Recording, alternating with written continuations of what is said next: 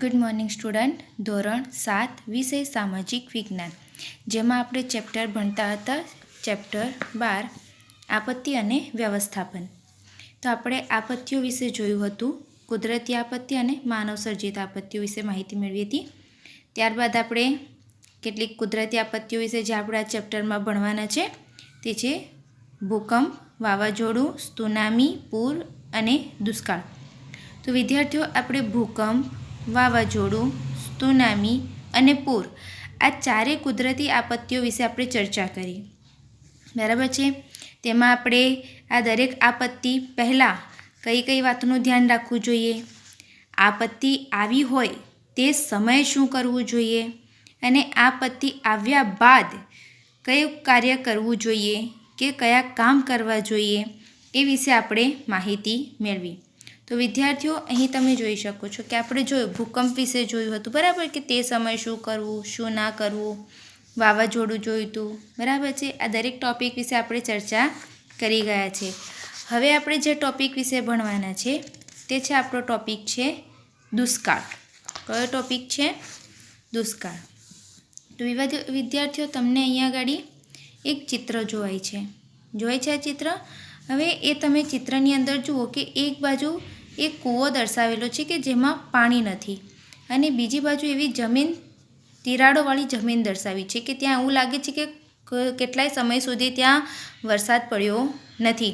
એટલે જમીન ગરમીના કારણે કેવી લાગે છે? સુકાઈ ગયેલી લાગે છે.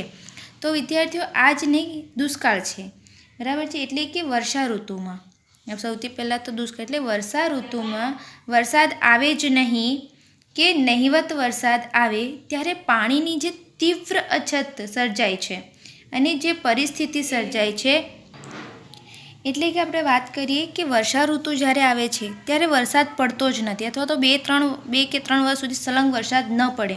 અને વરસાદના કારણે વરસાદ ન પડે એનાથી જે આપણે પાણીની અછત સર્જાય છે અને એ સમયની જે પરિસ્થિતિ છે એને શું કહેવાય છે? દુષ્કાળ. બરાબર છે. દુષ્કાળ એ વિનાશકારી અને લાંબા સમય સુધી પોતાની માઠી અસરો છોડે એવી આ એક કુદરતી આપત્તિ છે. એટલે આ આપત્તિ એવી છે, એકદમ વિનાશકારી છે. કેવી છે? વિનાશકારી. ને દુષ્કાળ એ વિનાશકારી અને લાંબા સમય સુધી પોતાની માઠી અસરો છોડે એવી એક આ કુદરતી આપત્તિ છે. વિનાશકારી એટલે કે જો પાણી ન હોય તો કેટલી પરિસ્થિતિ ખરાબ થઈ જાય. આપણાને પાણી વગર આપણે રહી શકતા નથી. કેટલા પ્રાણીઓ છે, વનસ્પતિ છે, દરેક જીવને, બરાબર, પાણીની અછતના કારણે ખૂબ જ મુશ્કેલીઓ પડતી હોય છે. અને વ્યક્તિ પાણી માટે કેટલાય સમય સુધી વલખા મારે છે. પાણીના કારણે લોકોને ખોરાક પણ મળતા નથી. એટલે એની અસર એટલી તીવ્ર હોય છે કે જેને વ્યક્તિ કેટલાય વર્ષો સુધી એને ભૂલી શકતી નથી. આ આપત્તિ સમગ્ર જીવસૃષ્ટિના અસ્તિત્વ માટે અત્યંત આવશ્યક એવા પાણી અને ખોરાક સાથે જોડાયેલી છે. કે જો પાણી જ ન હોય તો આપણને કોઈ પણ ખોરાક ના મળે, કારણ કે દરેક ખોરાક આપણો વનસ્પતિ સાથે સંકળાયેલો છે, પ્રાણીઓ સાથે સંકળાયેલો છે, બરાબર. અને દરેક પ્રાણી, દરેક વનસ્પતિથી પાણી વગર એને ઉછેરવું શક્ય નથી.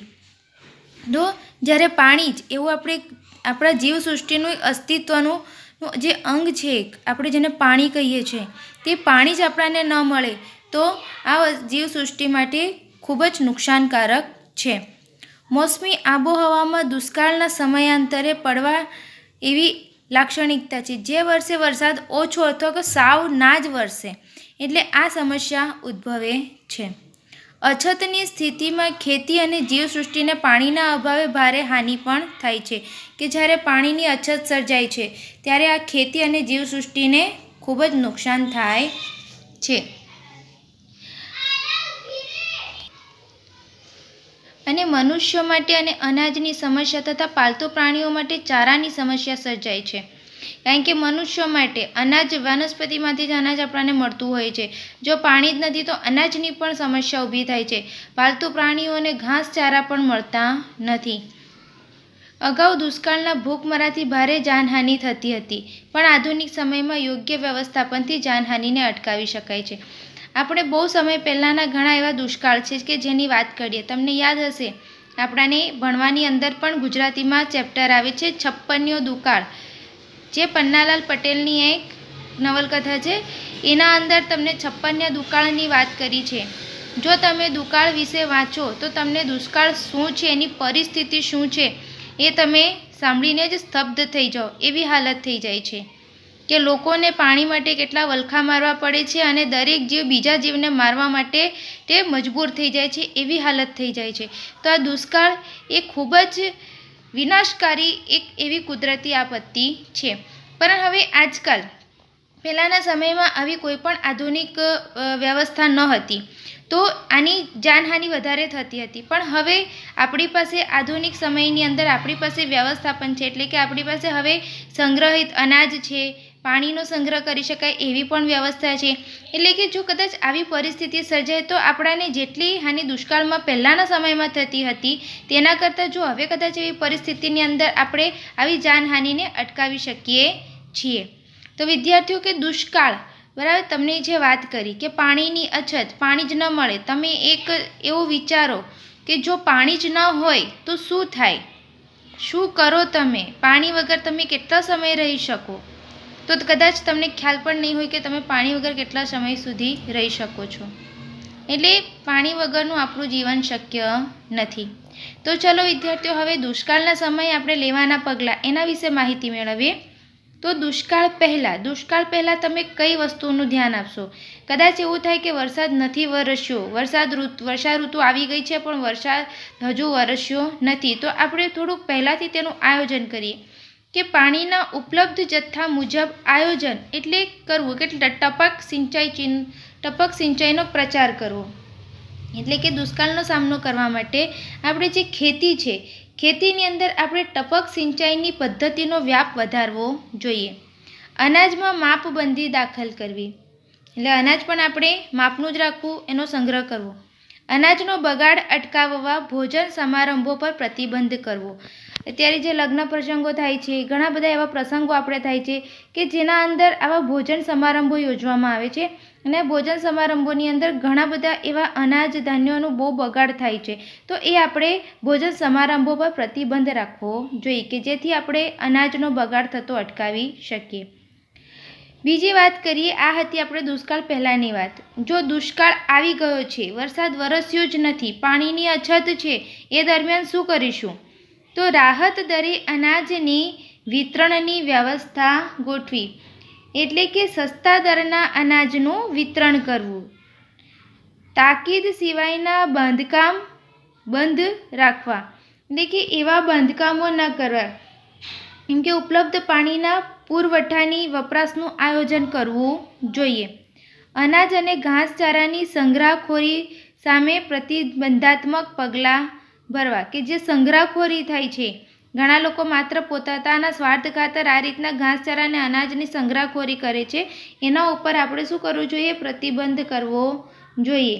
એટલે અમુક કામો સિવાયના બાંધકામ પણ બંધ કરી નાખવા જોઈએ. ઉપલબ્ધ પાણીના પુરવઠાની વપરાશનું આપણે આયોજન કરવું જોઈએ. બરાબર. હવે દુષ્કાળ બાદ, હવે આપણે દુષ્કાળને અનુભવી ચૂક્યા છે, પાણીની અછતને આપણે અનુભવી ચૂક્યા છે. હવે જ્યારે વરસાદ આવ્યો છે અને ફરી વખત આપણને દુષ્કાળ ન થાય તો તેના માટે આપણે શું કરવું જોઈએ? અથવા તો દુષ્કાળ થઈ ગયો છે, હવે એના પછી આપણે શું કરવું જોઈએ? તો એ માટે જોઈએ કે ભાવિ આયોજનમાં જળ સંચયના કામોને અગ્રતા આપવી.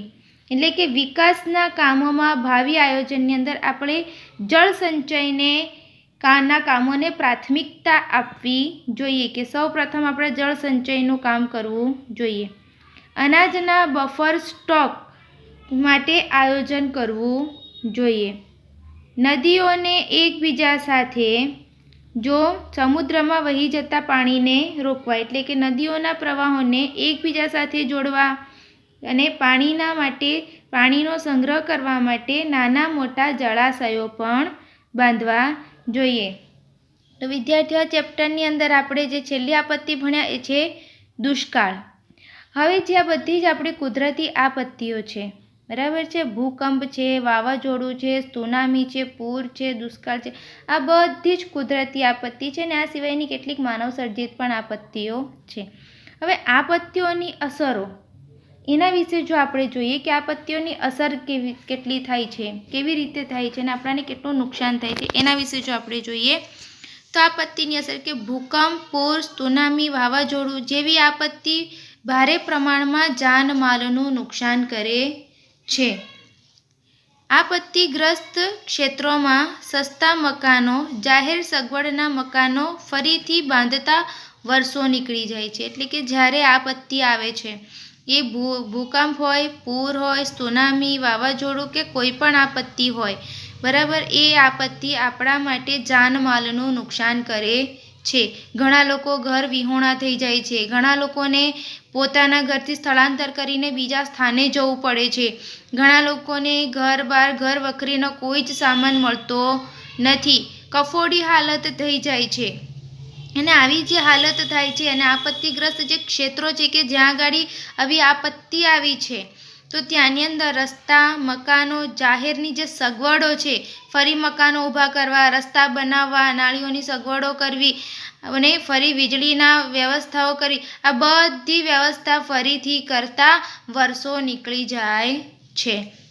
જે પરિવારોએ પોતાના સ્વજનોને આપત્તિ અકાળે ગુમાવ્યા હોય તેવા લોકોને ભારે શોક અને હતાશા ઘેરી વળે છે. એક એવા પરિવાર છે કે જેને પોતાના જ પરિવારના સ્વજનને ગુમાવ્યા છે, એક એવા વ્યક્તિને ગુમાવ્યો છે જ્યાં ઘરનો સહારો છે.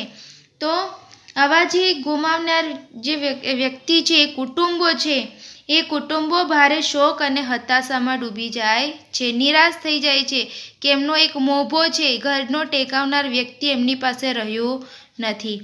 જે પરિવારને કમાનાર વ્યક્તિ ગુમાવ્યો હોય તેની સ્થિતિ પણ કફોડી થઈ જાય છે.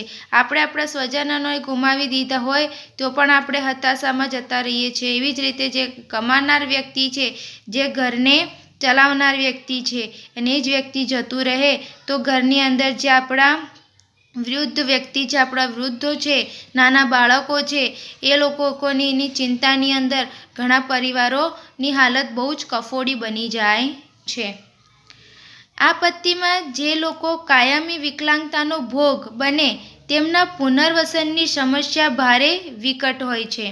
હવે આપત્તિ સમયની અંદર વિકલાંગતાનો ભોગ બને કે એવી આપત્તિ, ભૂકંપ આવે છે, તો અમુક જગ્યાએ આવી આપત્તિઓના કારણે કેટલાક મકાનો પડી જતા હોય છે, બરાબર છે. સુનામી આવે તો મકાનો પડી જાય, ગાડીઓ આ થઈ જાય, તો ઝાડ પડી જાય છે. જો કદાચ કોઈ વ્યક્તિ આવી પરિસ્થિતિની અંદર પોતાના હાથ, પગ કે આવી રીતે કોઈ પણ અંગને ગુમાવે, વિકલાંગતાનો ભોગ બને છે, ત્યારે તેમના માટે પુનર્વસન એટલે કે બીજી જગ્યાએ જવાનું, ફરીથી સ્થળાંતર કરીને રહેવાનું, એક બહુ જ મોટી એક વિકટ સમસ્યા તેના માટે ઊભી થઈ જાય છે.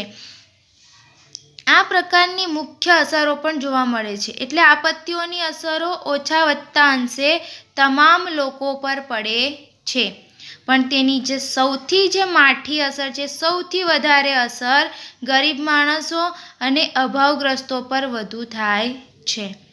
માનવ જીવન પર તેની વિઘાતક અસરો ઓછી કરવા સાવચેતી, લોકજાગૃતિ અને તંત્રને સજ્જ કરવા જેવા પગલાં ભરવાથી તેની વિનાશક તીવ્રતા ઓછી કરી શકાય છે.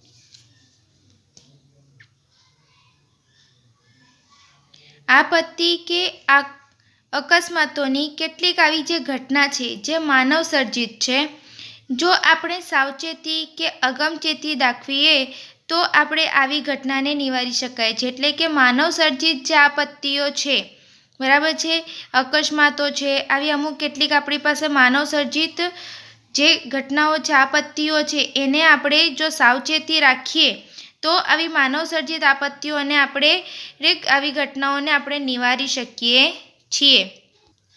એટલે કેટલીક એવી માનવ સર્જિત આપત્તિ છે, જેમ કે આગ છે, હુલ્લડ છે, બરાબર છે, અકસ્માતો છે, આવી બધી ઘટનાની પાછળ આપણે માનવ જ જવાબદાર છે. તો આપણે કેટલાક અંશે આપણે સાવચેતી રાખીએ તો આ ઘટનાને આપણે નિવારી શકીએ છીએ. ઘણીવાર આપત્તિ સમયે લોકો રાહત કે બચાવ કાર્યમાં મદદરૂપ થવાના બદલે તે કામગીરીમાં અવરોધ કે વિલંબ થાય તે રીતે વાહનો ઊભા રાખીને મોબાઈલ ફોનથી વિડીયો ઉતારવા માંડે છે. ઘણી વખત આપણે જોઈએ છે, આપણે સાંભળ્યું પણ છે, આપણી પાસે આ બધી વસ્તુઓના વિડીયો વાયરલ જે થાય છે તો આપણે એવું જોઈ શકીએ છીએ કે આપત્તિ આવી છે તો જે વ્યક્તિ વિડીયો ઉતારે છે એ વ્યક્તિ ત્યાં મદદ કરવા માટે કે ત્યાંના બચાવ કાર્યની અંદર મદદરૂપ થવાના બદલે તે પોતાના મોબાઈલથી વિડીયો ઉતારવા જ માંડે છે કે ઘણા આ રીતે એક અવરોધ અને વિલંબ ઊભો કરે છે કે કાશ કે વ્યક્તિ પણ તો જો ત્યાં બચાવનું કાર્ય કરે તો વધારેને પણ કેટલુંક આ મદદરૂપ થઈ શકે છે, પરંતુ તે મોબાઈલથી વિડીયો ઉતારવા માંડે તો એ આપણાને એક અવરોધ અને વિલંબ, એક નુકસાન કરતાં આપણે કહી શકીએ છીએ, જેના લીધે અસરગ્રસ્તોના જીવનું જોખમ પણ સર્જાય છે. આવા સમયે આપણે રાહત અને બચાવ કામગીરીમાં તંત્રને મદદરૂપ થવું જોઈએ. આપણે વિડીયો ઉતારીને અને લોકોને એ વસ્તુની જાણ કરવા કે આપણે કેટલાક લોકોને બચાવવા જોઈએ, તંત્રને મદદરૂપ થવું જોઈએ. તો વિદ્યાર્થીઓ, આ હતી આપત્તિઓ અને આપત્તિની અસરો. હવે એક વાત અહીંયા આપી છે જે હકીકતમાં બનેલી છે કે તીડ એક પ્રકોપ જૈવિક આપત્તિ છે, કુદરતી આપત્તિ આપણે જેને કહીએ છીએ કે તીડ એક કીટક વર્ગમાં આવે છે, એક નાનું જંતુ છે. તેની 11,000 જેટલી પ્રજાતિઓ આપણાને જોવા મળે છે અને આ દરેક પ્રજાતિ ઝુંડમાં રહેવાનું પસંદ કરે છે. હવે 2019-20માં ગુજરાતના રણ વિસ્તાર અને રણકાંઠે આવેલી કચ્છ, બનાસકાંઠા, પાટણ જિલ્લાના કેટલાક વિસ્તારોની અંદર તેમનો ઉપદ્રવ જોવા મળ્યો હતો. ક્યારે? 2019-20માં. એટલે ગુજરાતમાં જોવા મળેલા આ તીડ, જેને રણતીડ કે ખૌધરા તીડના નામે ઓળખાય છે, આ તમે ચિત્રમાં જુઓ છો આ તીડને, તો આ પ્રજાતિના તીડ કરોડોની સંખ્યામાં ઝુંડ રૂપે ત્રાટકે છે, એટલે કે લોકો ઝુંડમાં આવે છે અને એના જીવનકાળ દરમિયાન પોતાના વજનથી 1000 ગણું ખાય છે અને પોતાના સ્થળાંતર માર્ગમાં એ જ્યાં પણ ઉતરે ત્યાં કેટલોક જે ખેતી પાક છે, લીલી વનસ્પતિ છે, વૃક્ષના પાંદડા છે, આ બધાને આહાર બનાવીને એ વિસ્તારના ખેતી પાકોને સફાચટ એટલે કે પૂરા જ સાફ કરી ચૂકે છે. અને જે ક્ષેત્રોમાં તીડનો ઉપદ્રવ થાય છે ત્યાં ખેતી પાકોના અભાવે અનાજની દુષ્કાળ જેવી પરિસ્થિતિ સર્જાય છે. જોકે આજના આધુનિક વાહન વ્યવહારની સુવિધાના સમયમાં અન્ય પ્રદેશમાંથી અનાજ લાવીને આ તંગી દૂર કરી શકાય છે. એટલે તીડનો નાશ કરવા ખેતીવાડી વિભાગની સૂચના મુજબ ખાસ દવાનો છંટકાવ કરવાથી તેનો નાશ કરી શકાય છે. તો વિદ્યાર્થીઓ, અહીં આ પાઠ આપણો પૂર્ણ થાય છે, જેના સ્વાધ્યાયના પ્રશ્નોત્તર તમારે પોતાની નોટબુકમાં લખવાના રહેશે.